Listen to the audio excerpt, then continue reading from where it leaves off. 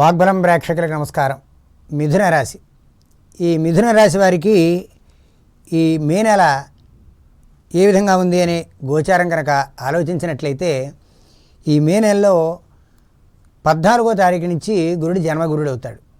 అంటే ఈ జన్మగురుడు అలాగే వ్యయరవుతాడు. అలాగే ఆర్థికపరమైనటువంటి విషయాల్లో కొంత తట్టుబాటు ఉంటుంది. ఇబ్బందికరంగానే మీరు అప్పులు తీర్చవలసినటువంటి పరిస్థితులు ఏర్పడుతూ ఉంటాయి. అలాగే వివాదాల విషయంలోనూ ప్రభుత్వానికి సంబంధించినటువంటి లోన్లు రావడం కానీ, అలాగే బ్యాంకులకు లోన్ వచ్చేటువంటి సందర్భాలు కానీ కొంచెం ఇబ్బంది పెట్టేటువంటి పరిస్థితి కానీ కనబడుతుంది.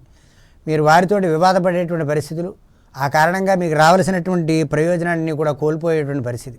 అలాగే భాగస్వామి వ్యాపారాలు ఏవైతే ఉన్నాయో ఆ వ్యాపారాలు 6వ తేదీ నుంచి మీరు వాటి నుంచి ఇచ్చిపుచ్చుకోవడం విషయాలు కానీ, అగ్రిమెంట్లు రాయించుకోవడం కానీ, కొత్తదైనటువంటి వ్యాపార ఆలోచనలు చేయడం కానీ చాలా మంచి ప్రయోజనాన్ని కలగజేస్తుంది.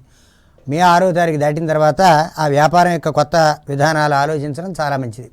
అయితే కొన్ని అల్పమైనటువంటి వస్తువులు కానీ, ఒక వాల్యుబుల్ గూడ్స్ కానీ చేతిలోంచి జారిపోయేటువంటి అవకాశం కూడా ఉంది. అలంకార వస్తువులు ఏవైతే ఉన్నాయో, విలువైనటువంటి వస్తువులు, సున్నితమైనటువంటి వస్తువులు ఇవన్నీ కూడా చేతిలోంచి జారిపోయి దానివల్ల నష్టాన్ని పొందేటువంటి పరిస్థితులు కూడా మనకు గోచరింపబడుతున్నాయి. కాబట్టి కొంచెం వాటి యందు కొంచెం జాగ్రత్తగా ఉండాలి. అలాగే మాట యొక్క దుందుడుతనం అనేటువంటిది ఉంటుంది.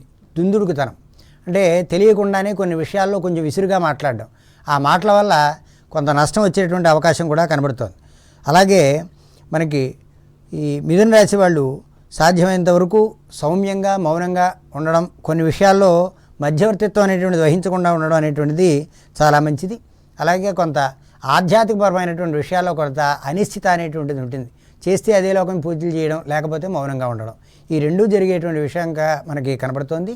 కాబట్టి సాధ్యమైనంత వరకు నిశ్చలమైనటువంటి భక్తితోటి ఉండడం చాలా మంచిది.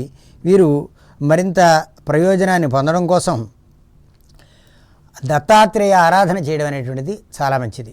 దత్త శ్లోకాలు చదవడం కానీ, దత్తాత్రేయ అలాగే సాయిబాబా ఆలయంలో ఉండేటువంటి దత్తాత్రేయ ఆరాధన చేయడం వల్ల గొప్ప ప్రయోజనం కలుగుతుంది. అంతేకాదు శనగలు దానం చేయడం వల్ల కూడా గొప్ప ప్రయోజనం కలిగేటువంటి అవకాశం ఉంటుంది. కాబట్టి ప్రభుత్వ ఉద్యోగులతోటి కానీ, ప్రభుత్వ రాజకీయ నాయకులతో కానీ వివాదాలు పెట్టుకోవడం అనేటువంటిది మే నెలలో కొంత ఇబ్బందికరమైనటువంటిది. పూర్వార్థం ఎలా ఉన్నప్పటికీ కూడా పరమార్థంలో కొంత, అంటే తర్వాత వచ్చేటువంటి పరార్థము అంటాం రెండో భాగంలో 15 నుంచి కొంచెం ఇబ్బంది కలిగేటువంటి పరిస్థితులు ఉంటాయి. వాటిని కొంచెం జాగ్రత్తగా ఆలోచించి ఆచితూచి మీరు మెలగవలసినటువంటి అవసరం ఎంతైనా ఉన్నది.